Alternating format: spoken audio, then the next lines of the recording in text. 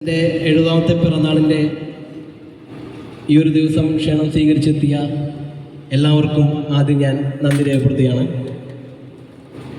ഈ നീണ്ട 70 വർഷത്തെ ഒരു എക്സ്പീരിയൻസ്, ഇത്ര നാളത്തെ കാര്യങ്ങൾ ഒരുപാട് എന്തെങ്കിലും ഷെയർ ചെയ്യാനുണ്ടെങ്കിൽ അതേ നിമിഷം ഷെയർ ചെയ്യുകയും അതിനുശേഷം നമുക്ക് ഈ ഒരു പിറന്നാൾ കേക്ക് കട്ട് ചെയ്ത് ആഘോഷിക്കാം.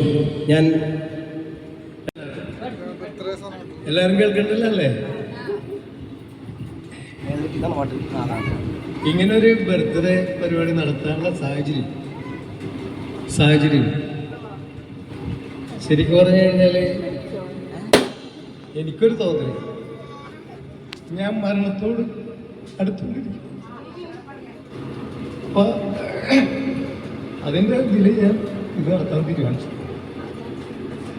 പിന്നെ